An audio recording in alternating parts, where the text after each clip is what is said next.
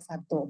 Berarti kalau SK-nya atau mulai bekerjanya hanya 1 Juni misalnya tadi ya 1 Juni atau 1 Juli 2021, maka belum memenuhi persyaratan minimal 1 tahun masa kerja per 31 Desember 2021. Nah, kalau seperti itu walaupun masih aktif sampai sekarang, berarti tidak bisa dilakukan pendataan dulu.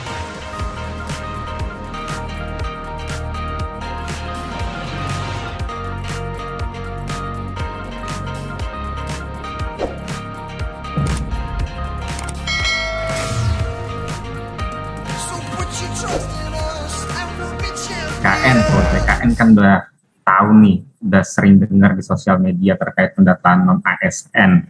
Ada nih yang lancar dalam pendataannya, ada juga yang menemukan kendala selama pendataan. Nah, karena itu saya, Aulia Pradipta, Humas BKN bersama rekan saya, Meta Roseli. Halo Mbak Meta. Halo. Halo. Ya, Mbak Meta. Kami dari Humas mengundang Mbak Indana selaku perwakilan dari Direktorat Pembangunan dan Pengembangan Sistem Informasi ASN untuk melakukan tanya jawab seputar pendataan non-ASN melalui portal BKN. Halo Mbak Indana. Halo Sobat BKN. Sehat Mbak Indana? Alhamdulillah. Alhamdulillah sehat. Nah, kita sudah merangkum nih beberapa pertanyaan dari kawan-kawan non-ASN terkait pertanyaan akun saya bagaimana ya, saya salah upload segala macam. Nah, ini ada rangkuman pertanyaan pendataan non-ASN dari media sosial, telepon, dan email yang masuk ke Humas BKN. Untuk pertanyaan pertama, ini akan ditanyakan oleh Mbak Meta Roseli. Silakan Mbak Meta. Baik, terima kasih Mas Aul. Sobat BKN tuh banyak yang tanya di media sosial BKN ya. Baik itu di Instagram, Facebook, Twitter nih Mbak Indah. Nah, kebanyakan itu pertanyaannya itu teknis ya. Nah, salah satunya itu saya bacain ya. Katanya nih, kami sudah menyelesaikan pendaftaran dan meresum katanya. Namun ada dokumen yang salah dan atau belum diupload. Nah, misalkannya nih foto yang diuploadnya tuh merah, nah tapi seharusnya itu biru. Nah, bagaimana mekanisme untuk memperbaiki hal tersebut? Itu gimana tuh Mbak Indah jawabannya tuh? Ya, baik. Jadi gini ya, kalau di tenaga non-ASN sudah melakukan pembuatan akun, kemudian melakukan pendaftaran, mengisi data, riwayat pekerjaan, kemudian dia resum dan submit, itu sudah tidak bisa lagi mengupdate. Tetapi kita di sistem sediakan sebetulnya di sisi instansi untuk meriset lagi. Cuma nanti berarti tenaga non-ASN-nya harus kontak langsung ke instansi untuk melakukan riset. Tetapi yang perlu digarisbawahi adalah kalau kesalahannya seperti pas foto. Pas foto itu memang di awal kita dituliskan harus latar biru. Tapi ternyata banyak yang upload latar belakang merah. Nah, jadi akhirnya untuk pas foto kita bebaskan selama memang fotonya formal ya, jadi masih boleh untuk background kita nggak cek gitu.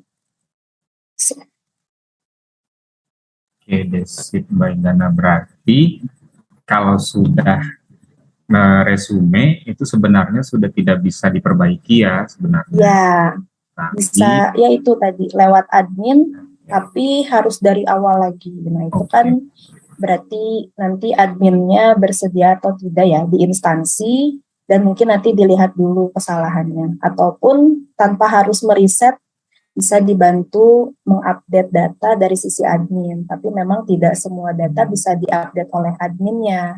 Ada data-data pribadi seperti misalnya tempat tinggal, gelar, kayak gitu ya, itu kan isiannya oleh tenaga non-ASN-nya sendiri. Nah kalau seperti itu salah dan memang diakomodir oleh instansi untuk diperbaiki, maka nanti instansi harus melakukan riset terlebih dahulu, baru nanti bisa membuat akun lagi dari awal. Berarti jika memang kesalahannya terkait tempat tanggal lahir, nama dan segala macam, itu yang punya wewenang adalah admin instansi ya untuk meriset ya. Jadi tidak ke BKN pusat. Lalu juga kemarin nih banyak yang tanya pas foto harus latar biru, ternyata banyak yang merah. Jadi akhirnya dari kita bebaskan, mau latar biru boleh, latar merah boleh, selama itu foto formal dan sopan. Seperti itu ya Mbak Indana berarti ya? Ya, betul Mas Al. Seperti itu ya kawan-kawan, Sobat BKN. Kalau untuk yang sudah upload latar biru, jangan khawatir, jadi bisa, kok bisa dibolehkan. Lalu kedua nih, ada pertanyaan juga nih Mbak Indana. Nih, jadi ada tenaga non ASN sudah menyerahkan data-data yang diperlukan dalam pendataan ASN. Tapi sampai saat ini belum bisa melakukan pembuatan akun pendataan ASN dengan alasan belum didaftarkan oleh admin. Nah, itu bagaimana ya solusinya? Silakan Mbak Ida.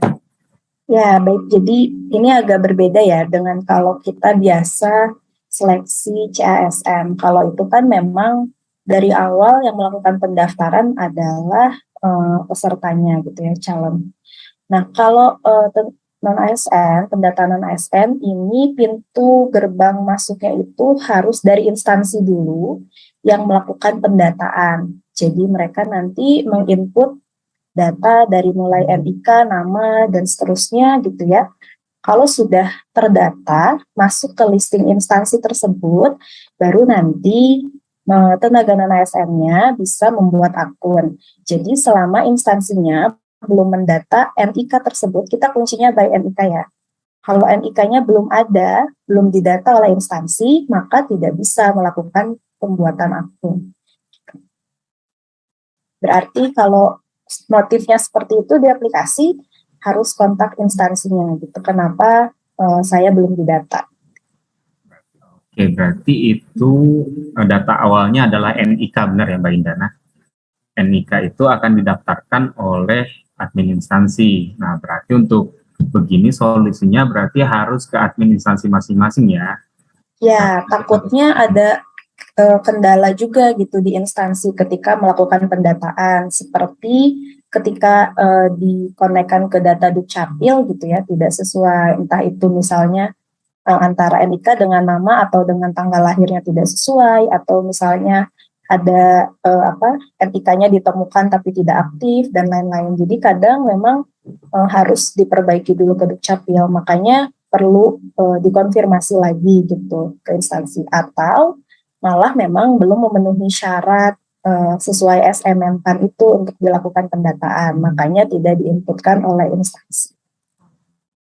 Berarti dari tenaga non-ASN sendiri harus bertanya juga ke admin instansi mengapa belum didaftarkan, mungkin juga tadi yang tidak sesuai dengan SMM-PAN, atau bisa juga ke Disdukcapil mungkin ada perbedaan seperti itu ya Mbak Indana. Betul ya. Ada pertanyaan lagi, apalagi nih Mbak Meta? Oke, pertanyaan selanjutnya nih Mbak Indah. Katanya nih, saya mulai bekerja bulan Juni tahun 2021 dan SK saya dibuat 1 Juli 2021. Sampai sekarang saya masih aktif bekerja. Apakah bisa untuk syarat pemetaan P3K yang saat ini sedang didata? Itu katanya Mbak Indah. Gimana tuh jawabannya tuh? Baik, jadi perlu diingat pendataan non-ASN ini hanya sekedar mendata saja sebanyak apakah tenaga non-ASN di instansi gitu ya, karena kami di Menpan dan BKM tidak punya datanya nih selama ini. Kita mau mengambil kebijakan ke depan, tidak tahu kondisinya seberapa banyak sih sebetulnya tenaga non-ASN yang ada gitu di instansi.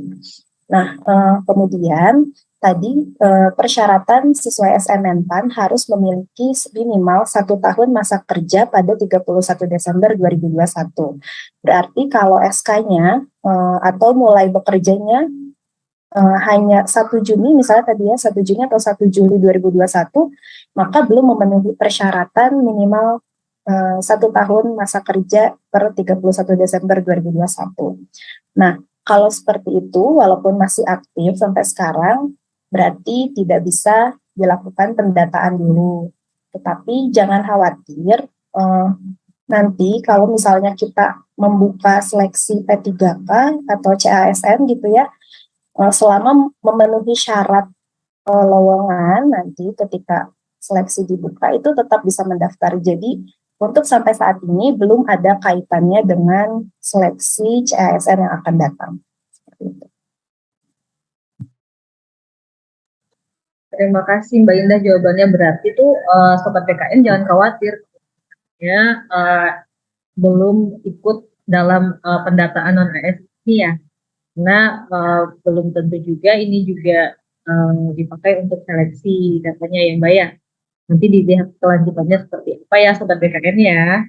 Kemudian untuk syarat-syarat itu kan sudah ada di depan, bos boleh dilihat dari situ apakah sudah mencukupi 1 tahun gitu ya. Oke, pertanyaan selanjutnya apa nih Mas Aul? Baik, Mbak Meta. Nah, ini ada pertanyaan juga nih terkait pembiayaan penggajian nih, Mbak. Nah, kalau saya pegawai non ASN, tapi penggajian saya dibiayai BLUD, apakah itu masuk dalam pendataan non ASN ini atau bagaimana? Selain itu juga ada guru yang dibayarkan melalui dana BOS, tapi dia bekerja di sekolah swasta. Nah, seperti itu bagaimana ya, Mbak Indana? Terima kasih. Ya, baik. Mungkin kita balik lagi ya ke awal mula kenapa pendataan ini dilakukan. Ini kan berarti kita mau melihat nih kebutuhan di instansi pemerintah itu sebanyak apa sih gitu untuk ASN. Nah, kan berarti ketika mereka membuka peluang untuk tenaga non ASN berarti ada formasi yang kosong atau tidak terisikan, tapi kebutuhannya ada. Nah, oleh karena itu, kalau misalnya sudah ditempatkan di swasta, otomatis diperlukannya di swasta, bukan di instansi pemerintah, maka tidak didata. Gitu. Jadi sekali lagi yang didata hanya yang bekerja pada instansi pemerintah. Kemudian untuk pembayaran sesuai SMM-PAN di situ tertera pembayaran dengan APBD atau APBN ya, dan belanja pegawai. Nah, kalau ada yang tenaga non ASN tapi dibayarkan dengan BLU atau BLUD saat ini memang belum didata. Alasannya sama sebetulnya. Kalau kita ini maunya mencari atau mendata tenaga non ASN di instansi yang statusnya itu sebetulnya belum jelas. Kalau BLU, BLUD itu statusnya sudah jelas, ada aturannya sendiri terkait itu. Jadi nanti ketika honorer atau tenaga non ASN dihapuskan, ke depannya mereka tetap bisa melakukan pembiayaan mandiri kalau BLU, BLUD, makanya tidak didata dulu. Nah, beda halnya dengan misalnya guru gitu ya, yang cuma dibayarkan 300.000, 200.000. Nah, itu kan kita mau tahu nih kondisinya di lapangan itu seperti apa, karena mereka itu dibiayai APBD tetapi kenapa tidak sesuai gitu ya dengan yang seharusnya gitu kan. Kalau di aturan gaji P3K atau PNS kan sudah jelas ya gajinya berapa. Nah, itulah yang mau kita potret sebetulnya tenaga non ASN yang belum jelas ada aturannya seperti itu.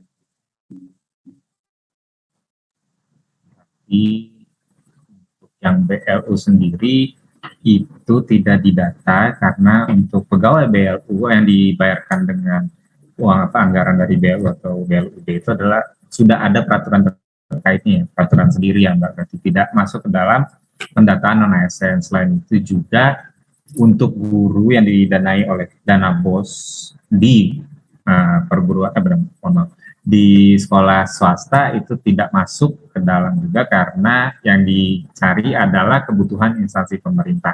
Seperti itu ya berarti yang Mbak Indana ya. Kita rangkum. Oke deh. Setelah itu ada pertanyaan apa lagi nih? Mbak Meta mungkin? Atau lagi? Jadi ada lagi nih, lebih ke teknis juga ya kan, banyak yang teknis ini pertanyaannya nih Mbak Indana nih. Kenapa dalam penginputan riwayat pekerjaan yang bisa tersimpan cuma masa kerja selama 5 tahun katanya gitu, sedangkan masa kerja lebih dari 10 tahun yang bisa diinput itu hanya 5 tahun, itu kenapa katanya gitu. Dan banyak juga nih sobat-sobat BKN ini yang inputnya hanya 1 tahun riwayat kerja. Nah itu banyak juga itu yang telepon ke BKN ya, tanya juga di media sosial karena dia lupa untuk upload yang tahun-tahun sebelumnya gitu. Namun dia sudah melakukan submit atau resume. Nah, itu gimana itu Mbak Indah?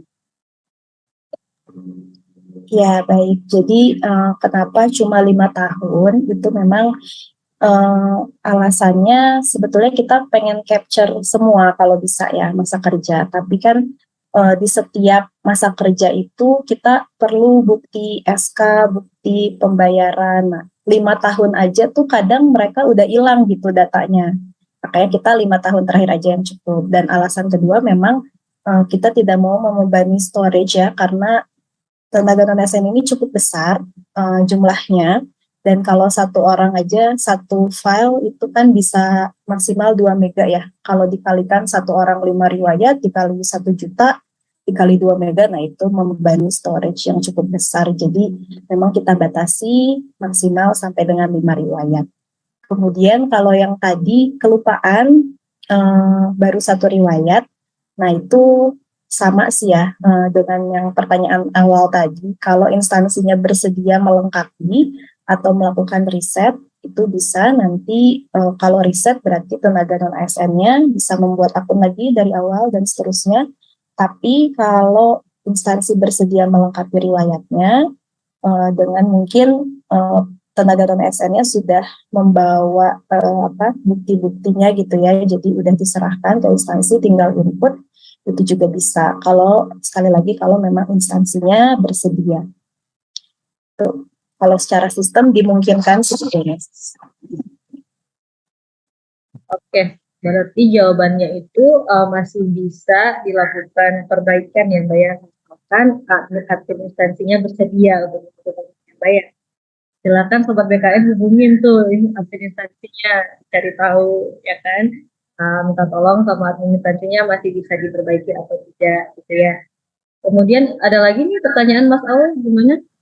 Ini ada juga nih pertanyaan nih Mbak Indah terkait sistemnya. Jadi mereka sudah menyelesaikan resume, mereka sudah log out, tapi mereka lupa cetak kartu informasi akun pendataan tenaga non ASN. Nah itu mekanisme untuk mencetaknya gimana ya? Karena ternyata mereka nggak bisa. Kalau pencetakan akun dan pencetakan bukti pendataan itu bisa dilakukan lagi, jadi tinggal login lagi sebetulnya selama sudah resum ya. Jadi kalau belum resum memang belum keluar lagi tombolnya. Kalau sudah resum nanti akan muncul lagi di halaman resum tersebut, di bagian bawah ada tombol cetak kartu informasi akun dan cetak bukti pendataan tenaga non ASN 2022.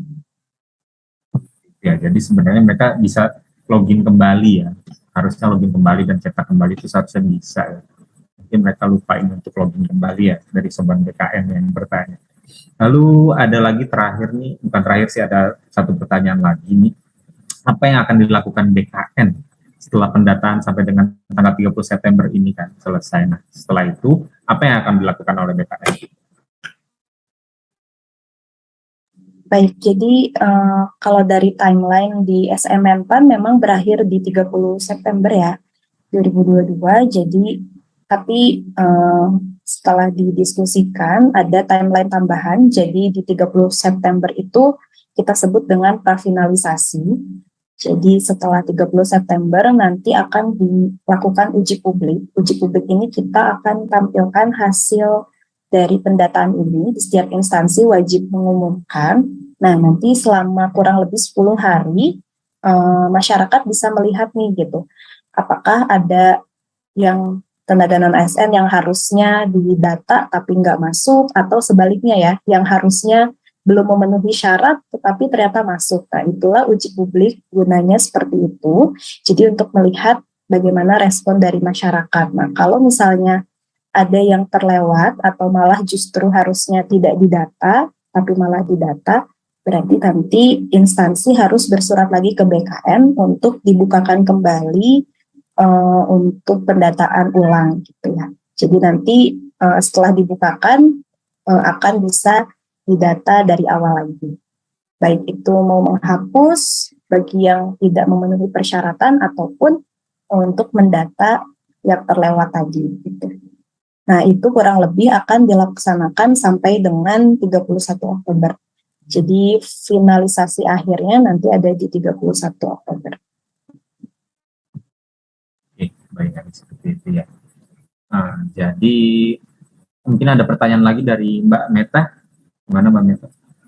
Iya nih, terakhir ya nih Mbak Indana nih. Sebenarnya kita masih banyak, cuman yang ini yang sudah kita rangkum pertanyaan terbanyak di media sosial kita.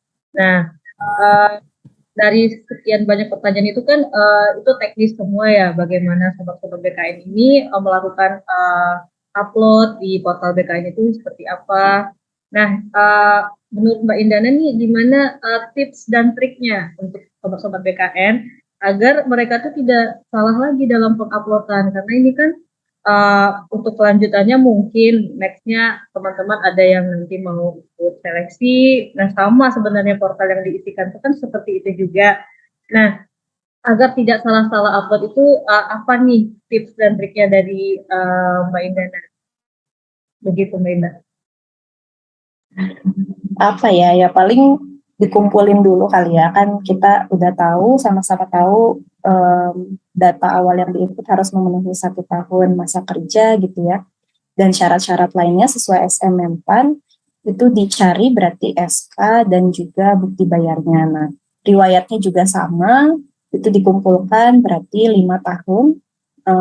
Karena tenaga non-ASN ini beda-beda ya, ada yang 5 tahun itu terus-terus gitu sebagai tenaga non-ASN, ada juga yang terputus-putus. Nah, berarti itu dicari 5 riwayat terakhir, kurang lebih seperti itu ya. Jadi dikumpulkan dulu semua buktinya, SK-nya, baru nanti di-input ke dalam sistem. Jadi biar kita nggak lupa gitu. Jangan lupa juga ketika resume itu dilihat lagi, dicek lagi data dirinya sudah sesuai atau belum, kemudian bukti uploadnya sudah sesuai atau belum. Selama belum sesuai atau masih ragu, jangan dulu klik resume gitu kan, karena tidak sekali jalan ya. Jadi kalau melengkapi data itu, ketika kita baru sampai tahap biodata misalnya, mau log out dulu, mau cari dulu, misalnya berkasnya belum lengkap, itu bisa nanti dilanjut lagi, login lagi. Jadi nggak harus sekali jalan sampai resume gitu. Kalau keburu-buru biasanya malah kelewat gitu.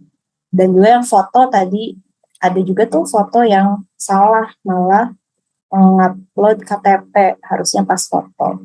Nah, itu banyak kayak gitu. Nah, itu juga berarti harus diperhatikan lagi sebelum menyelesaikan pembuatan akun di awal, itu harus dicek lagi. Karena setelah upload kan kita bisa tuh cek lagi sebetulnya yang diupload sudah bagus atau belum filenya. Takutnya juga ada yang crash gitu ya ketika uploadnya, atau salah upload kayak tadi kasusnya.